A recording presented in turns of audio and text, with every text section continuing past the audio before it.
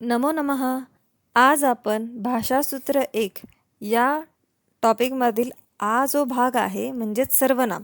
आपण मागे उकारांत आणि ऋकारांत हे 2 टॉपिक बघितले होते. आता आपल्याला सर्वनाम हा टॉपिक बघायचा आहे त्यातीलच. तर बघा, सर्वनामांमध्ये तुम्हाला सगळे सर्वनाम येणार आहेत.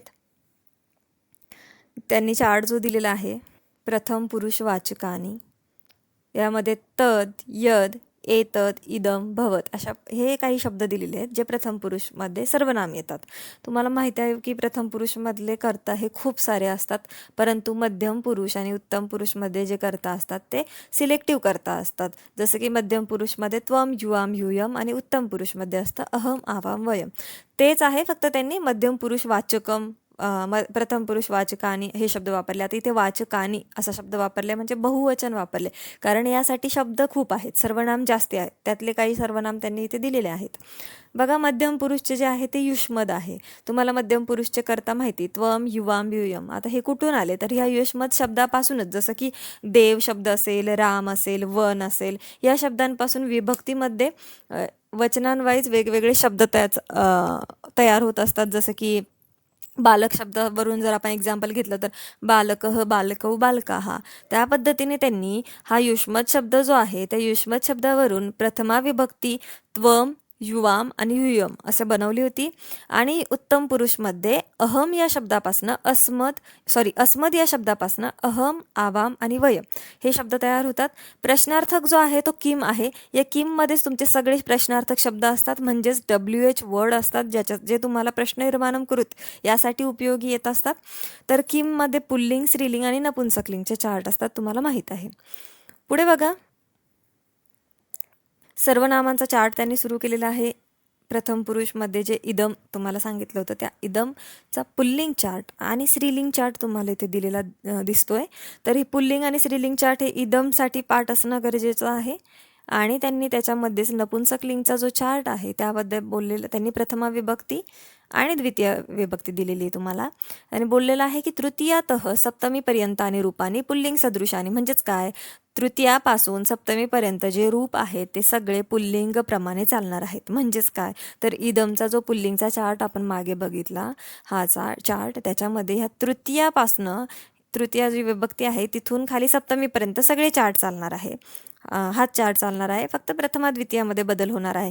तुम्ही अकारांत पुल्लिंग देव शब्द, बालक असेल, राम असेल, हे शब्द जे बघितले त्या शब्दांमध्ये बघा, तो शब्द आणि वनम जो काही नपुंसकलिंग शब्द तुम्ही पाठ केलेला असेल तो शब्द जर बघितला, समजा देव आणि वन मॅच केलं, तर तुम्हाला कळेल की तृतीया विभक्तीपासून ॲज इट इज आहे. सेम तसंच आहे इथे पण पुल्लिंग आणि नपुंसकलिंगचा चार्ट मॅच होत असतो कायम. त्यामुळे तुम्हाला इथे पूर्ण चार्ट त्यांनी दिलेला नाही आहे, तो तिथनं शोधायला लावलेला आहे तुम्हाला.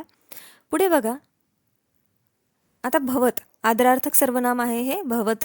याच्यासाठी भवत म्हणजेच काय, तर पुल्लिंगमध्ये भवान म्हटलं जातं आणि स्त्रीलिंगमध्ये भवती म्हटलं जातं. भवान म्हणजे एखाद्या पुरुषाला आपल्याला रिस्पेक्टफुली म्हणायचं असेल तर आपण भवान म्हणतो. मग त्याचं एकवचन, द्विवचन, बहुवचन, सप्तमी विभक्तीपर्यंत तुम्हाला दिलेला आहे. आणि एखाद्या स्त्रीला तुम्हाला जर रिस्पेक्टफुली बोलायचं असेल तर तुम्ही तिथे भवती हा शब्द यूज करून एकवचन, द्विवचन, बहुवचनानुसार तुम्ही हा चार्ट पाठ असणं तुमच्या गरजेचं आहे. हे दोनही चार्ट बोर्डच्या दृष्टीने सुद्धा महत्त्वाचे आहेत. पुढे बघा, उपपद विभक्तयः. उपपद विभक्तयामध्ये अव्ययाने दिलेले. आता हा पाठ खूप महत्त्वाचा आहे, याच्याकडे नीट लक्ष द्या. यामध्ये म्हटलेलं आहे अभितः, परितः हे जे शब्द दिलेले आहेत त्यापूर्वी त्यांनी म्हटलेलं आहे कानिचन अव्ययाने विशिष्ट विभक्ती रूपम अपेक्षन्ते. काय, तर काही अव्ययांना विशिष्ट विभक्ती रूप हे अपेक्षित असतं. तानि अधः निर्दिष्टाने ते तुम्हाला खाली दिलेलं आहे. तर काय, तर अभितः बघा, अभितः या शब्दासाठी द्वितीय विभक्तीचा कायम वापर केला जातो. अभितः म्हणजे सभोवती, सगळ्या बाजूंनी. ठीक आहे, तर म्हटलेलं आहे भानुम अभितः ग्रहाः भ्रमंती. भानू म्हणजे सूर्य, सूर्याच्या सगळ्या बाजूंनी, अभितः म्हणजे सभोवती, ग्रह फिरतात, बरोबर.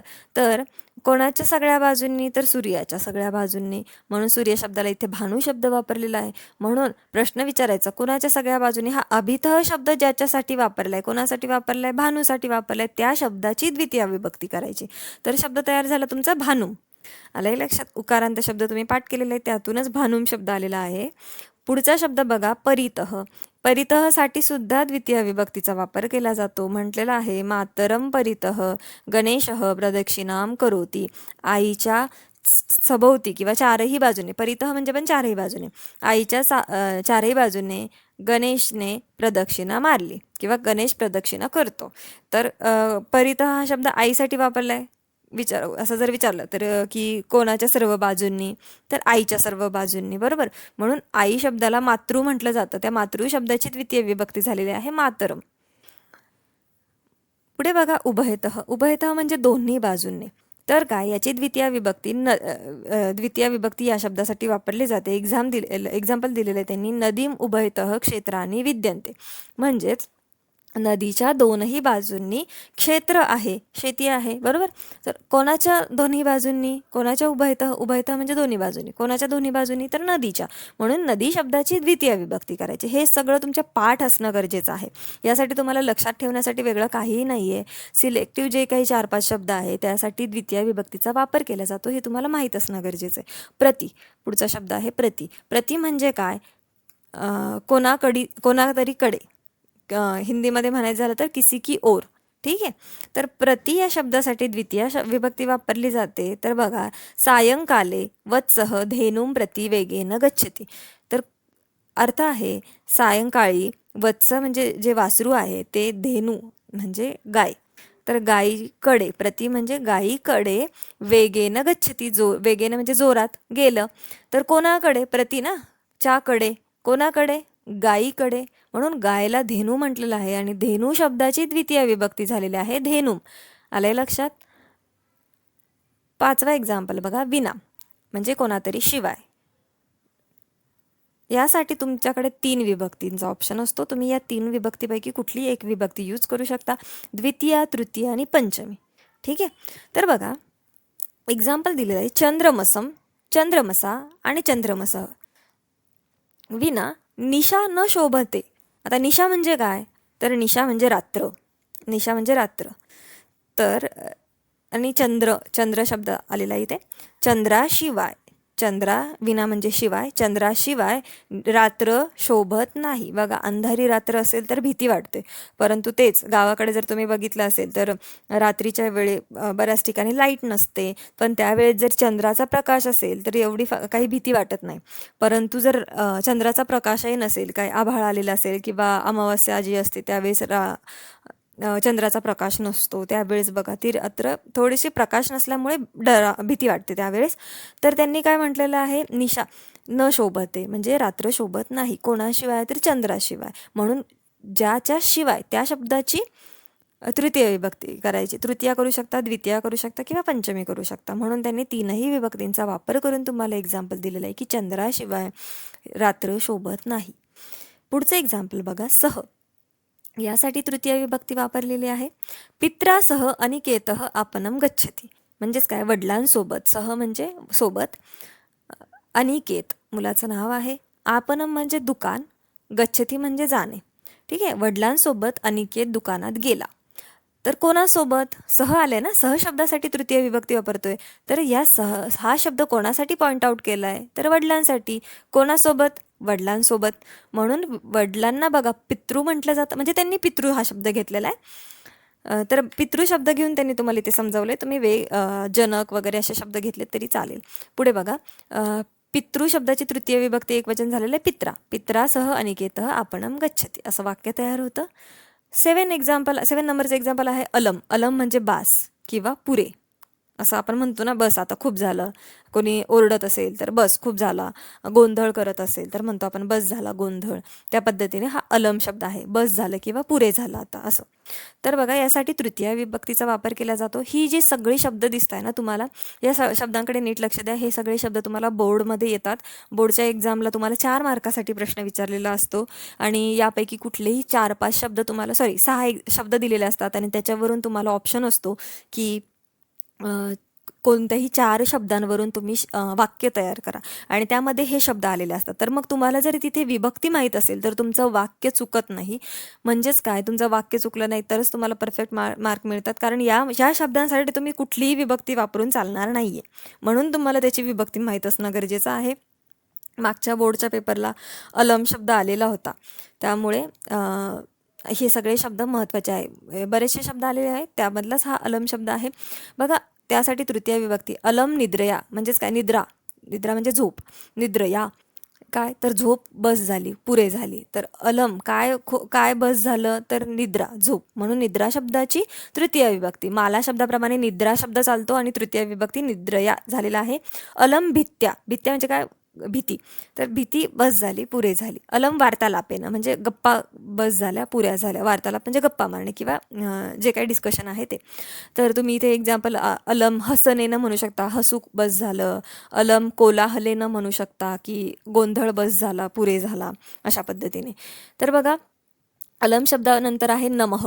हे नमः हा शब्द आपला बराच परिचित आहे, कारण आपण बऱ्याच वेळेस ऐकतो की श्री गणेशाय नमः, शिवाय नमः, देवाय नमः. हे वाक्य आपण लहानपणापासून ऐकत असतो, पण हे वाक्य तयार कसं झालं याचा विचार कधी केलेला नसतो.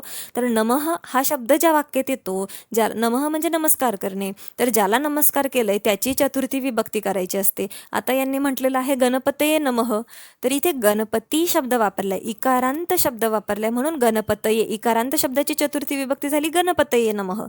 तुम्हाला जर सिंपल मधलं एक्झाम्पल पाहिजे असेल तर तुम्ही श्री गणेशाय नमः किंवा शिवाय नमः म्हटलात तरी तुम्हाला मार्क्स मिळतात.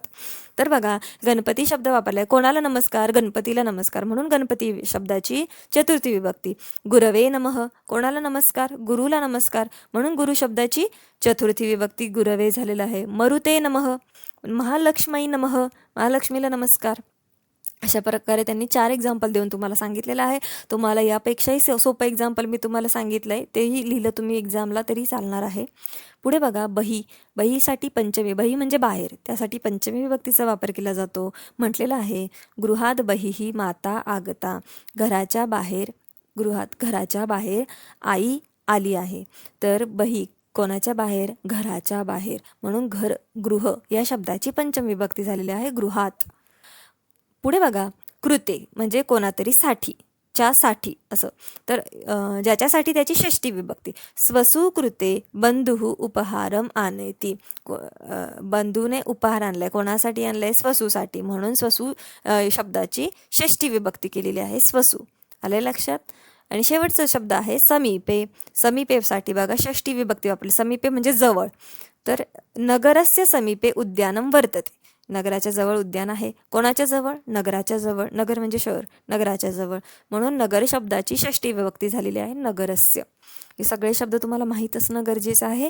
आणि विभक्तींचा वापर नीट करा. द्वितीयापासून षष्ठी विभक्तीपर्यंत शब्द दिलेला आहे, सगळे सोपे शब्द आहे, म्हणून तुम्ही ह्या शब्दांचा वाक्यात उपयोग करा आणि यानुसार वाक्य बनवा, जे तुम्हाला पुढच्या वर्षी पण खूप महत्त्वाचे असणार आहेत.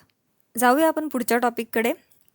बघा, धातुसाधित आणि अव्ययाने म्हटलेलं आहे. तर यामध्ये काय आहे, तर तुम्हाला धातुसाधित अव्यय जे दिलेले आहे बघा, हा टॉपिक आपण मागे पण बघितलं होतं. बहुतेक तुमचा सेकंड चॅप्टर आपण शिकलो होतो की रम्य संस्कृतममध्ये आपण बघितलं होतं किमकृत्वा.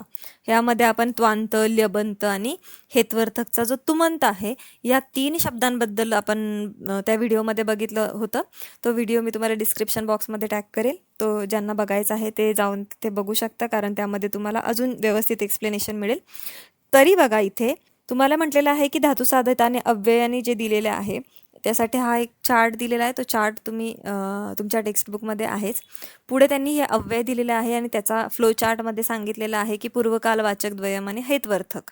तर यामध्ये काय आहे, पूर्वकालवाचकचे 2 टाईप्स आहे, त्वांत आणि ल्यबंत, आणि हेत्वर्थकचा एक टाईप आहे तुमंत. ठीक आहे, यामध्ये जे इम्पॉर्टंट आहे ते मी सांगते तुम्हाला की पूर्वकालवाचकचे आहे त्वांत आणि ल्यबंत. हेत्वर्थक मी तुम्हाला तेव्हा सांगितलं होतं की हेत्वर्थक म्हणजे कुठल्या तरी हेतूने कशातरी साठी केलेली गोष्ट असते, ती हेत्वर्थकमध्ये येते. तर बघा, त्वांत आणि ल्यबंतमध्ये आपण म्हटलं होतं की हे करून ते करून, म्हणजे अभ्यास करून, शाळेत जाऊन किंवा खेळून वगैरे अशा शब्द जे आहेत ते त्वांत आणि ल्यबंतमध्ये येतात. आणि तुमंतमध्ये काय येतं, तर हे करण्यासाठी, जसं की खेळण्यासाठी, अभ्यास करण्यासाठी, लिहिण्यासाठी, पाणी पिण्यासाठी, हे जे शब्द येतात ते तुमंतमध्ये येतात. तर बघा, त्वांतम म्हणजेच काय, त्वाने अंत होणारा, आणि ल्यबंत म्हणजेच काय, ल्यपने अंत होणारा. बरोबर. तर मूल धातू तुम्हाला इथे घ्यायचा असतो, जसं की पठ, खेल, क्रीड, धाव, हस, वद ह्या पद्धतीने मूल धातू झाले. प्लस मूळ धातू म्हणजे काय, क्रियापदाचं मूळ रूप, प्लस कत्वा, कत्वामधला क निघून जातो आणि त्वा राहतो, त्वा. ठीक आहे, त्वा उरतो, म्हणून पठित्वा, खेलित्वा, वदित्वा, हसित्वा असे शब्द तयार होतात. आणि ल्यापमध्ये काय होतं बघा, उपसर्ग ॲड होतो. उपसर्ग आ, नी, अजून उप, हे सगळे जे शब्द आहे, स, वी, हे शब्द उपसर्ग असतात, हे ॲड होतात. तुम्हाला पुढे एक चार्ट दिलेला आहे, त्यावरून तुम्हाला उपसर्ग अजून क्लिअर होतील. उपसर्ग प्लस मूल धातू येतो, जे तुम्हाला मगाशी सांगितलं. त्यानंतर ल्यप शब्द येतो, ल्यपमधला ल निघून जातो, प पण निघून जातो आणि य बाकी राहतो. ल जातो, प जातो आणि य बाकी राहतो, जो हा य तो ह्या मूळ धातूमध्ये ॲड होत असतो. आता तुम्हाला ह्या चार्टवरनं, हा चार्ट जसं दिलं आहे ना तसं मी तुम्हाला सांगते. पुढे अजून एक्झाम्पल आहेच. तुमंतमध्ये बघा, मूळ धातू प्लस तुमुनमधला उण निघून जातो आणि तुम बाकी राहतो, आणि म्हणून तुम शब्द पठितुम, खेलितुम, वदितुम असे शब्द तयार होत असतात तिथे. पुढे बघा, एक्झाम्पल दिलेलं आहे त्यांनी त्वांतरचनाचं. रामः शालां गच्छति, रामः वर्गं प्रविशति. मी तुम्हाला त्यावेळेस पण सांगितलं होतं, ज्या वेळेस आपल्याला 2 सेंटेन्स एक करायचं असतं किंवा 2 सेंटेन्स जर लांब होत असतील तर त्याला शॉर्ट सेंटेन्स बनवायचं असेल तर तुम्हाला त्वांत किंवा लेबंतचा वापर होत असतो. बघा, 2 आहे सेंटेन्स आणि एकाच व्यक्तीबद्दल सांगितले की राम शाळेत जातो, राम वर्गात प्रवेश करतो. आपण इथे असं म्हणू शकतो ना की रामने शाळेत जाऊन वर्गात प्रवेश केला. तर हे ह्या अशा पद्धतीने अशा पद्धतीने कन्व्हर्ट करण्यासाठी तुम्हाला त्वांतची रचना करायची आहे. तर पहिले तुम्हाला इथे क्रिया ओळखता आल्या पाहिजे. इथे एक आहे गच्छती आणि दुसरी आहे प्रविशती, या 2 क्रिया आहे, बरोबर. म्हणून त्यांनी काय केलेलं आहे, अत्र एकः एव कर्ता, कर्ता एकच आहे राम. क्रियापदम, क्रियाद्वयम म्हणजे क्रिया 2 आहे.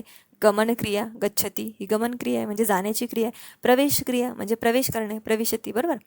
पूर्वम कृत्वा क्रिया गमनस्य, पहिली क्रिया काय आहे, गमनस्य, जाण्याची आहे.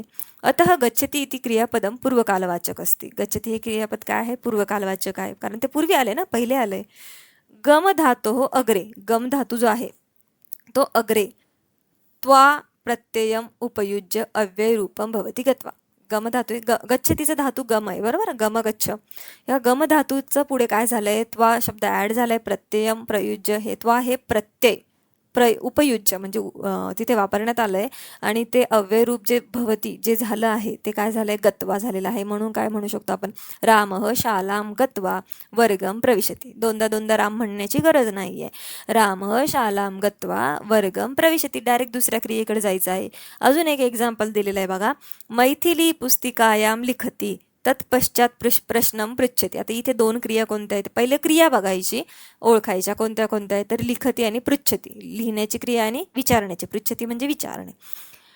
तर पहिली क्रिया काय आहे, लिहिण्याची, म्हणून आपण पहिल्याच पूर्वकालवाचक बघतोय ना, पहिल्या क्रियेमध्ये बदल करायचा. पहिली क्रिया लिख, मूळ धातू काय, लिख प्लस त्वा, लिखित्वा शब्द तयार होतो. मैथिली पुस्तकायाम, बघा ॲज इट इज सेंटेन्स लिहिलं, फक्त लिखतीचं लिखित्वा झालं आणि तत्पश्चात वगैरे हे शब्द काढला आणि प्रश्न पृच्छती, बरोबर. आता तुम्हाला तुमच्या टेक्स्टबुकमध्ये आपण मागे जो व्हिडिओ बघितला होता त्याच्यामध्ये एक्झाम्पल होतं की बालकः पुस्तकं पठती पाठशालां गच्छति च, यामध्ये 2 क्रिया होत्या, बरोबर. कोणती, रामः पुस्तकं पठती म्हणजे पठती ही एक क्रिया झाली आणि विद्यालयम गच्छति च, गच्छति एक क्रिया झाली. इथे पठती आणि गच्छति ह्या 2 क्रिया आहे. मग पठती जी क्रिया आहे त्या क्रियेमध्ये तुम्हाला बदल करायला लागणार आहे. काय बदल करणार तुम्ही, पठव धातूला त्वा शब्द ॲड करणार, पठित्वा. रामः पुस्तकं पठित्वा विद्यालयं गच्छति, च काढून टाकायचा, कारण आपण 2 सेंटेन्स एक सेंटेन्स केले ना. च म्हणजे आणि, पहिल्या सेंटेन्सचा अर्थ होता राम पुस्तक वाचतो आणि शाळेत जातो, आणि दुसऱ्या सेंटेन्सचा अर्थ झाला की राम पुस्तक वाचून शाळेत गेला. हे सिंपल एक्झाम्पल होतं. काय नाही, 2 गोष्टी लक्षात ठेवायचे तुम्हाला की तुम्हाला क्रिया ओळखता आल्या पाहिजे आणि जी पहिली क्रिया आहे त्याला त्वा शब्द लावायचा आहे. या 2 गोष्टी तुम्हाला लक्षात ठेवायचे. हे जसे 2 एक्झाम्पल दिले तुम्हाला राम आणि मैथिलीचं, तसं लेबंत रचनेसाठी पण 2 एक्झाम्पल दिलेले. नीरजः वर्गं प्रविशति तदनंतरम आसने उपविशति. नीरजने वर्गात प्रवेश केला, तदनंतरम आणि त्यानंतर असं तदनंतर म्हणजे त्यानंतर आसने उपविशती म्हणू शकतो ना आपण की नीरजने वर्गात प्रवेश करून आसनावर बसला. आसने म्हणजे त्याचा जे काही बसण्याची जागा आहे ती उपविशती म्हणजे बसला.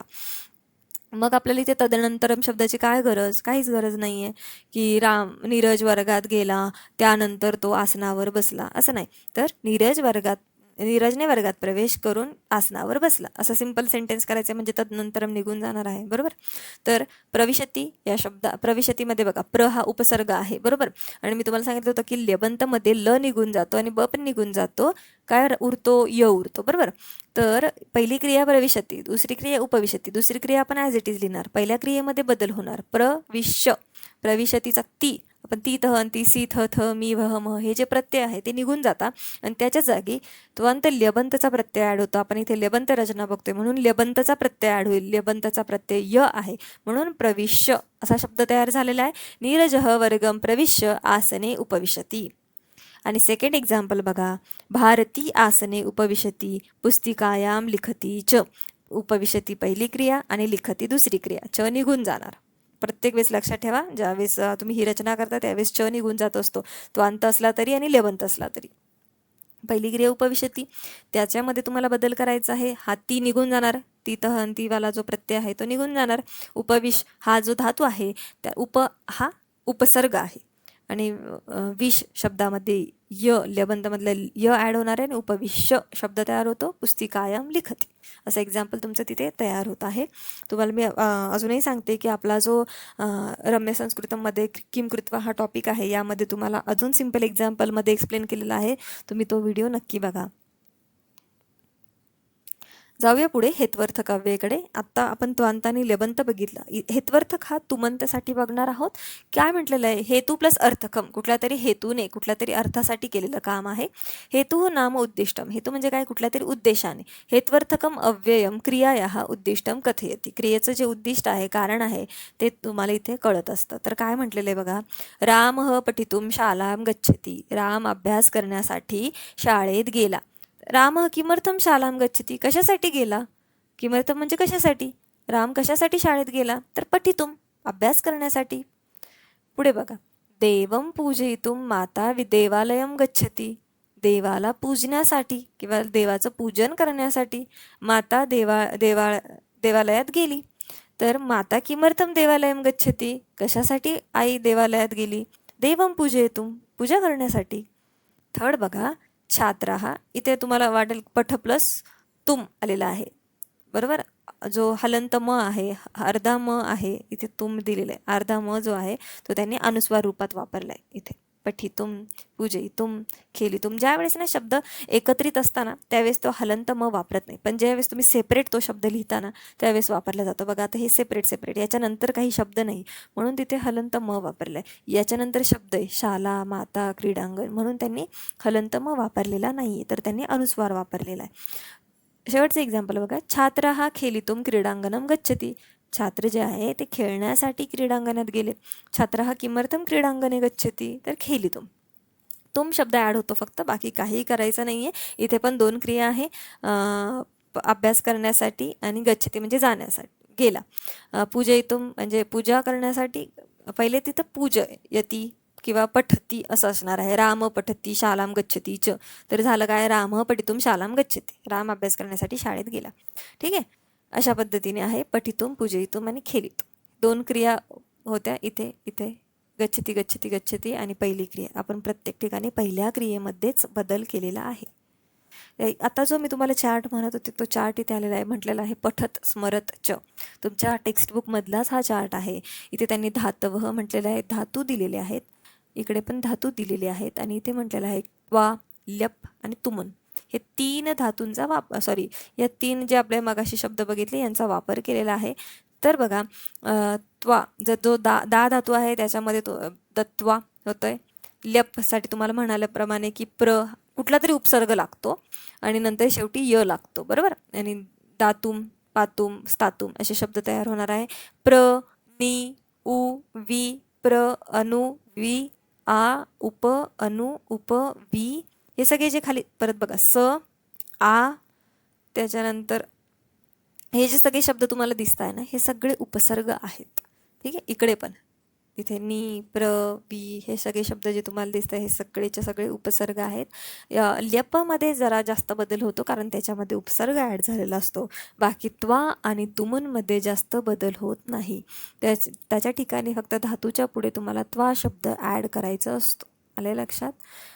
चार्ट तुम्हाला वाचायचा आहे जेणेकरून तुम्हाला कळेल की शब्द कसे बदलतात. पूर्ण चार्ट काही पाठ करण्याची गरज नाही आहे. तुम्हाला तुम्ही हा चार्ट वारंवार वाचत राहिला किंवा 4-5 वेळेस बघितला जरी चार्ट नीट निरीक्षण करून, तरी तुम्हाला त्या शब्दांबद्दल माहिती होऊन जाते, कुठे कसा शब्द बदलतो, कसा शब्द तयार होतो कुठल्या धातूचा. आता बघा पुढे इथे संधी दिलेली आहे. तुम्हाला ज्या संधीचे जे टॉपिक आहे ना, हे असे मधनं दिलेले आहे की थोडे थोडे टॉपिक कंप्लीट झाले की त्याच्या शेवटी तुम्हाला संधी टॉपिक दिलेला असतो. तर संधीमध्ये त्यांनी ते म्हटलेलं आहे की गुणसंधी. कोणती संधी आहे इथे? गुणसंधी म्हटलेलं आहे. तर बघा ही गुणसंधी जी आहे ही आपल्याला काय सांगते? a प्लस ई म्हणजेच आ प्लस ई जर झालं म्हणजे प्लस ई किंवा प्लस मोठी किंवा प्लस छोटी किंवा प्लस मोठी, तर याचा काय शब्द तयार होतो? तर ए हा शब्द तयार होत असतो. असा हा अशी संधी आहे. पुढे आणि ऊचं जर ॲड झाला म्हणजे गणेश प्लस उत्सव याचा अंत ने झालेला आहे आणि याचा स्टार्टिंग ने झालेली आहे. प्लस ओ तयार होतो आणि आ प्लस अर शब्द तयार होत असतो. हे जे एक्झाम्पल्स आहेत ना, हे एक्झाम्पलसाठी सुद्धा आपण एक व्हिडिओ बनवलेला आहे ज्याच्यामध्ये तुम्हाला संधी हा टॉपिक डीपमध्ये एक्सप्लेन केलेला आहे. तो व्हिडिओसुद्धा मी तुम्हाला डिस्क्रिप्शन बॉक्समध्ये टॅग करेल, ज्यामध्ये तुम्हाला सगळ्या संधी व्यवस्थित बघायला मिळतील. या सगळ्या स्वर संधी आहेत बरोबर. तर इथे म्हटलेला म्हणजे बघा तुम्ही तो जो व्हिडिओ आहे ना, तो वर्णनम साहचर्यम हा व्हिडिओ आहे. तुम्ही जर बघितलं तर तुम्हाला त्याच्यामध्ये मी जास्त वेगळी एक्झाम्पल देऊन एक्सप्लेन केलेलं आहे. त्यामुळे तुम्हाला तिथे ते हा टॉपिक नीट एक्सप्लेन होईल. परंतु तरी मी शॉर्टकटमध्ये तुम्हाला इथे सांगते, देव plus Indra is equal to Devendra झालेला आहे. देव plus Indra is equal to Devendra. देव शब्दाचा अंत कशाने झालेला आहे? तर ने झालेला आहे बरोबर. आणि इंद्र शब्दाची सुरुवात जी आहे ती ने झालेली आहे म्हणून प्लस ई. आता इथे तुम्ही जर बघितलं तर स्वर हे शब्द ॲड होत आहे म्हणून स्वर संधी आहे ही. पण स्वर संधीचे जे टाईप आहे त्याच्यामधली ही गुणसंधी आहे. आले लक्षात? आणि याचं एक्झाम्पल होतं तुम्हाला इथे दिलेलं की देव प्लस इंद्र. आणि सेकंड एक्झाम्पल त्यांनी ते क्वेश्चन विचारलं आहे तुम्हाला की इथे तुमचं काय उत्तर असणार आहे. या क्वेश्चनसाठी तुम्हाला डॅश प्लस इव म्हणजे पुढे म्हटलं आहे चंद्रिकेव असं एक्झाम्पल दिलेलं आहे. आणि पुढे बघा प्रत्येक ह्याच्यामध्ये पहिल्या ठिकाणी एक एक्झाम्पल तुम्हाला दिलेलं आहे आणि दुसरे एक्झाम्पल जे आहे ते तुम्हाला सॉल्व करण्यासाठी दिलेलं आहे. तुम्ही जर तो व्हिडिओ नीट बघितला तर तुमच्यासाठी हे सॉल्व करणंसुद्धा अत्यंत इझी जाणार आहे. जाऊया पुढील टॉपिक. सॉरी, याची उत्तर राहिली. इथे म्हणायचं आहे तुम्हाला चंद्रिकेव. बघा चंद्रिका प्लस इव असा शब्द तयार होतो इथे. सॉरी, असा उत्तर तयार होतं चंद्रिका प्लस इव.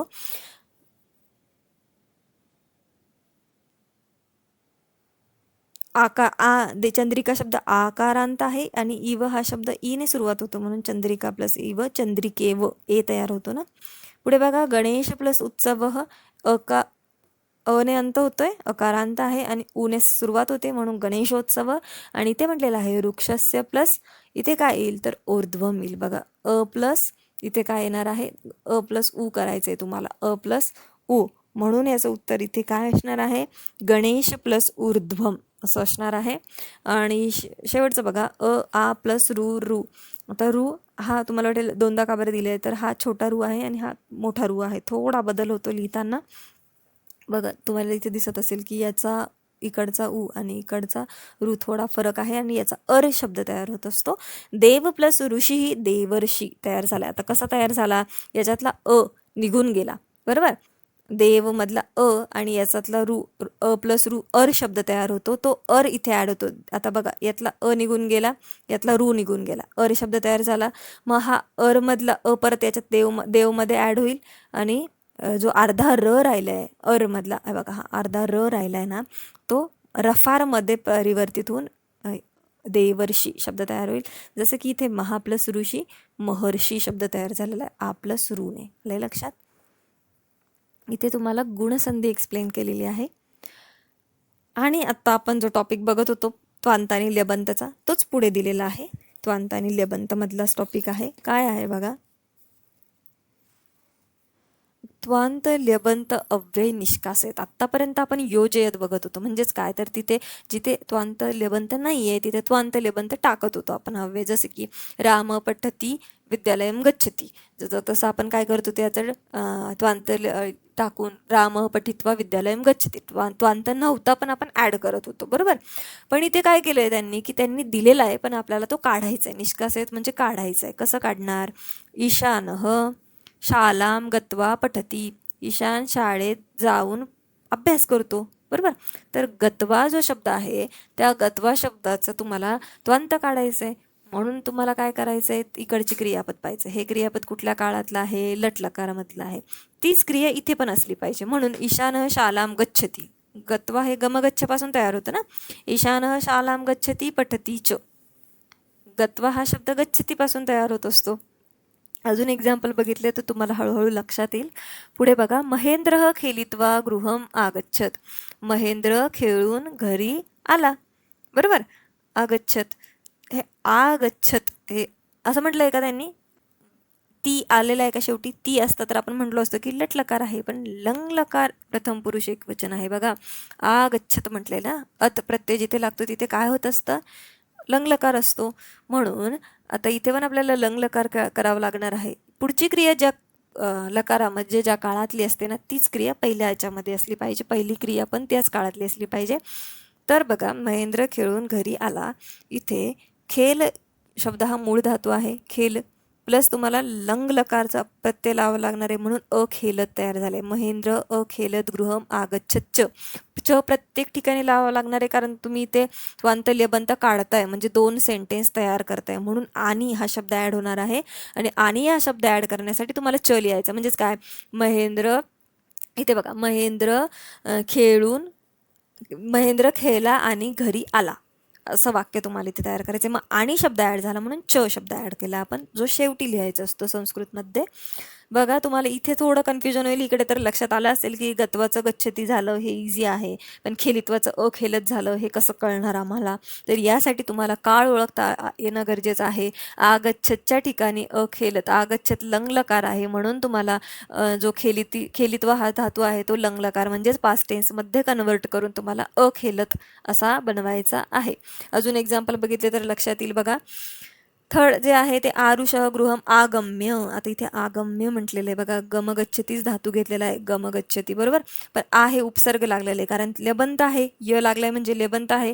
मग आ हा उपसर्ग आहे आणि य जो आहे तो ल्यबंत अव्ययचा आहे. या गमगच्छ धातूलाच तुम्हाला काय करायचं आहे? आगम्य. बघा, भोजनम करोती, भोजन केलं. तर करोती लटलकार आहे, मग हे पण लटलकारमध्येच कन्वर्ट होणार, बरोबर की नाही. आगम्य गमगच्छती धातूचा आगच्छती. आगच्छती म्हणजे काय? आरुष घरी येऊन भोजन करतो. गच्छती म्हणजे जाणे आणि आगच्छती म्हणजे येणे. इथे नीट शब्दांमधला फरक लक्षात घ्या. तर आता काय, आरुष घरी येऊन भोजन, आरुष घरी आला आणि भोजन केले, असे दोन शब्द, दोन वाक्य आपण इथे तयार केलेले आहे. वरचं वाक्य होतं की आरुष घरी येऊन भोजन करतो. सेकंडमध्ये काय, आरुष घरी आला आणि त्याने भोजन केलं, हे सेकंड वाक्याचा अर्थ होता. आणि शेवट आहे अहम देवम प्रणम्य नृत्यामी. इथे सुद्धा लटलकार आहे, नृत्यामी म्हटलेलं आहे, लटलकार आहे, बरोबर. याचं पण आता तुम्हाला वाटेल की हे शब्दांमधलं आ शब्द का निघून नाही गेला, प्र शब्द निघून का नाही गेला इथे प्रणमामी ना. तर आ शब्द याच्यामुळे नाही गेला कारण ल्यबंत आहे. ल्यबंतमध्ये तुम्हाला जो धातू जसा दिलाय तसाच लिहायचा, आगच्छती. ठीक आहे. इथे बघा, अहम देवम प्रणम्य नृत्यामी, मी देवाला नमस्कार करून नृत्य केलं. म्हणून आता नृत्यामी आहे म्हणून इथे आपण सिंपल वापरणार. अहम आहे म्हणून आम्ही येतो प्रत्यय, बरोबर. शेवटी अहम देवम प्रण ॲज इट इज राहील आणि प्रणमामी य निघून गेला, म मधला म प्रणम, बरोबर. प्रणमामी. आता हा जो शेवटी मी आलाय तो अहममुळे आलाय. इथे जर बालक असतं किंवा बालिका असतं तर काय, बालिका देवम प्रणमती आलं असतं कारण बालिका शब्द प्रथम पुरुष मधला आहे, अहम शब्द उत्तम पुरुष मधला आहे, म्हणून प्रणमामी आलेलं आहे. नृत्यामी च आणि नृत्य केलं. आता इथे आगम्य आगच्छतीमध्ये मी तुम्हाला सांगितलं होतं की गमगच्छ धातूसाठी गच्छती असेल तर जाणे, आगच्छती म्हणजे येणे. तुम्हाला ल्यबंतमध्ये एवढंच लक्षात ठेवायचं आहे. पुढे काही असो, जो उपसर्ग असतो ना तो तसाच लिहायचा. उपसर्ग तुम्हाला काढून टाकायचा नसतो. उपसर्ग ॲज इट इज लिहायचा, म्हणजे तुमचं कन्फ्युजन होणार नाही. कारण बघा इथे पण प्रणम्य प्रणमामी आपण म्हटलो का, नमामी, नमामी पण शब्द असतोच ना. अहम देवम नमामी नृत्यामी च, हे पण वाक्य बरोबरच झालं असतं की मी देवाला नमस्कार केला आणि नृत्य केलं. पण आपण प्रणमामीच का म्हणालो, याचा उपसर्ग का नाही काढून टाकला? ज्यावेळेस तुम्हाला निष्कासयत असा प्रश्न येईल त्यावेळेस तुम्ही निष्कासयत करताना म्हणजेच काढून टाकताना ल्यबंतमध्ये लक्षात ठेवायचं की कुठलाही उपसर्ग असला तरी तो उपसर्ग तुम्ही काढणार नाही आहात, तिथेच ठेवा, जेणेकरून गोंधळ होणार नाही. इथे आगम्यचा आपण ॲज इट इज ठेवलेला आहे, जरी उपसर्ग आहे तरी. आले लक्षात? आता त्यांनी एक्झाम्पल दिलेली आहे, क्वेश्चन्स विचारलेले आहे. पूर्वकालवाचक धातुसाधित अव्यय आणि उपयुज्य वाक्याने लिखत. धातुसाधित अव्ययांचा उपयोग करून तुम्हाला वाक्य लिहायची आहे.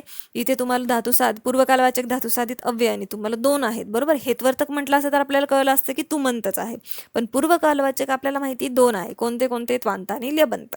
म्हणजे इथे दोनही याचा वापर होणार आहे त्या त्या जागेनुसार. तर बघा, सह डॅश गच्छती. आता सह डॅश गच्छतीमध्ये इथे ना कुठे उपसर्ग दिसतोय, काहीच नाही दिसत आहे, म्हणून आपण इथे काय लिहिणार? खादित्वा, खादित्वा गच्छती. त्वंत वापरणार आपण. उपसर्ग असतं तर आपल्याला लेबंत वापरावं लागला असता. आदित्य गुरुम डॅश अनु प्लस श्रू. आता अनु प्लस श्रू का दिलंय? अनु हा उपसर्ग आहे, प्लस श्रू हा धातू आहे. देशांतरम अव्रजत म्हणजेच काय? आदित्य गुरुम अनुसृत्य, अनुसृत्य, बरोबर. य कुठून आला कळलं का? य लेवंताचा य. देशांतरम अव्रजत म्हणजेच काय?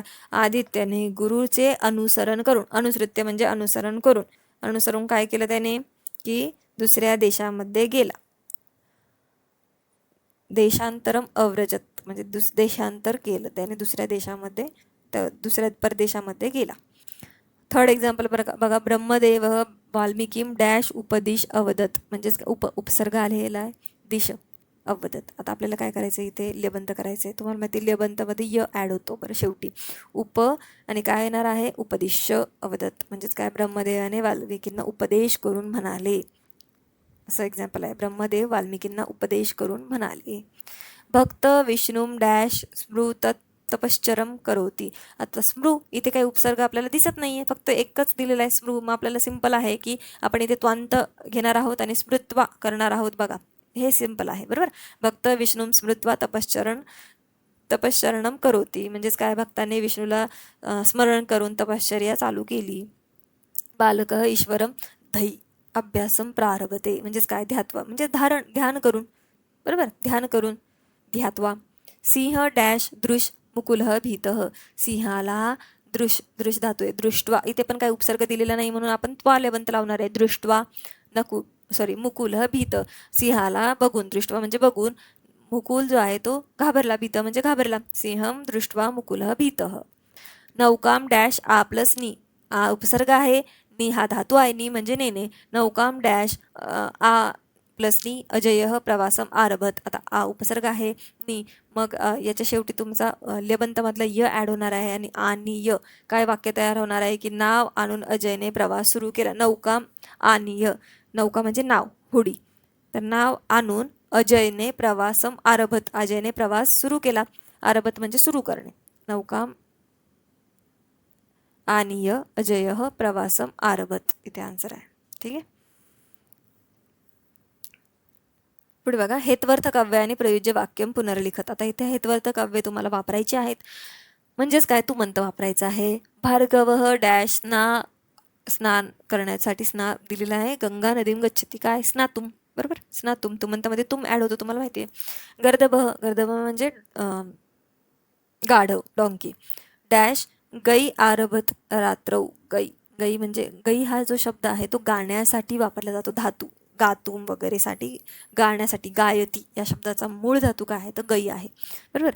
गर्दभ गातुम आरभत रात्रौ. गर्दभने म्हणजे गाढवाने रात्री गाण्यासाठी, म्हणजे आता बघा गाढव काहीतरी ओरडत असतं त्याच्यासाठी गातुम म्हटलेलं आहे. रात्री त्याने ओरडायला सुरुवात केली. ठीक आहे. धनम डॅश लभ सोमदत्त महानगरम असरत. धनाचा लाभ घेण्यासाठी सोमदत्ताने काय केलं, महानगरम असरत, महानगराला गेला, कशासाठी, लब्धुम, बरोबर, तुमंत लावायचं, लब्धुम. प्रश्नम प्रच्छ दिलंय, प्रष्टुम येणार आहे. सह धैर्येन अग्रे आगच्छत, प्रश्न विचारण्यासाठी तो धैर्याने म्हणजे हिम्मत करून, अग्रे म्हणजे पुढे, आगच्छत म्हणजे आला, सह म्हणजे तो, प्रच्छ बघा प्रष्टुम असा शब्द तयार झालेला आहे. ठीक आहे. त्वांत लेबंत अव्ययम निष्कासित. आता बघा इथे निष्कासित प्रश्न आलेला आहे, आपण जे मगाशी बघत होतो ते. दीपेश गीतम स्मृत्मा गायती, बघा तर स्मृत्वा गायती लटलकार आहे म्हणून इथे स्मृत्वा जी पहिली क्रिया आहे त्याचं पण लटलकारच करायचंय, स्मरती. दीपेश गीतम स्मरती गायती च, दीपेशने गीत स्मरण करून गायला सुरुवात केली. सुवर्णा प्रातः उत्थाय, आता इथे उ आलेला आहे, उत्थाय बघा शेवटी य दिसतोय म्हणजेच काय, इथे लेबंत आहे. ग्रामम ग्रामम अगच्छत, अगच्छत आलेलं आहे बघा, अ आणि त आलेलं आहे म्हणजेच हे काय आहे, लंग लकार आहे म्हणजेच पास्ट टेन्स आहे. काय, सुवर्णा प्रातः, सुवर्णा सकाळी लवकर उठून, प्रातः उत्थाय, उत्थाय म्हणजे उठून, ग्रामम अगच्छत गावाला गेली, बरोबर. तर उत्थाय शब्दाला आपल्याला काय करायचंय तर लंग लकारमध्ये कन्व्हर्ट करायचं आहे, म्हणून उद्दतिष्ठत असा शब्द तयार होतो, ग्रामम अगच्छत. छात्र हा उत्तरम लिखित्वा स्मरंती, आता स्मरंती शब्द लटलकार आहे म्हणून लिख शब्दाला पण आपल्याला लटलकारमध्ये कन्वर्ट करायचे, पण बघा छात्र हा बहुवचन आहे, स्मरंती पण बहुवचन आहे, म्हणून लिख शब्दाची जी क्रियापद आहे याला पण बहुवचनामध्ये करायचं, मग काय होईल, लिखंती. छात्र हा उत्तरम लिखंती स्मरंती, च च तर तुम्हाला ऍड करावं लागणार आहे, ज्यावेळेस आपण निष्कासित क्रिया बघत असतो त्यावेळेस आपल्याला च लावावा लागतो शेवटी. पुढे बघा, राधा दुग्धम पित्वा फलम खादतू, राधाने दूध पिऊन फळ खाल्ले, खादतू. आता इथे खादतू आले म्हणजे लोट लकार आहे, बरोबर, ऑर्डर आहे. राधा दुग्धम पित्वा, आता पित्वासाठी सुद्धा तुम्हाला काय करायला लागणार आहे, लोट लकार यूज करावा लागणार आहे, आणि पित्वासाठी लोट लकार असतो, पिबतू. राधा दुग्धम पिबतू फलम खादतू च, आले लक्षात. आणि कवीही काव्यम विरचय्य गायेतू, गायेतू हा सुद्धा काय लोट लकार आहे म्हणजे ऑर्डर केलेलं आहे, कवी काव्यरच आणि तू गा अशी ऑर्डर आहे. तर काय, आता बघा विरचय्य याच्यासाठी ऑर्डरमध्ये काय येतं, कवीही काव्यम विरचयेत गायेत च, त्याने रचली आणि रच आणि गा, इथे म्हटलेलं आहे कवी काव्य रच म्हणजे रचना कर आणि तूच गा, बरोबर. इथे काय होतं की विरचय रचून गा असं होतं, पण इथे काय झालेलं आहे, रच आणि गा म्हणून च ॲड झालेला आहे. या पद्धतीने आपण त्वांत आणि लेबंत निष्कासित कसं असतं हे बघितलेलं आहे. जर तुम्हाला आजचा व्हिडिओ आवडला असेल, समजला असेल तर तुम्ही व्हिडिओला लाईक करा, चॅनलला सबस्क्राईब करा आणि बेल आयकॉन प्रेस करा. धन्यवाद.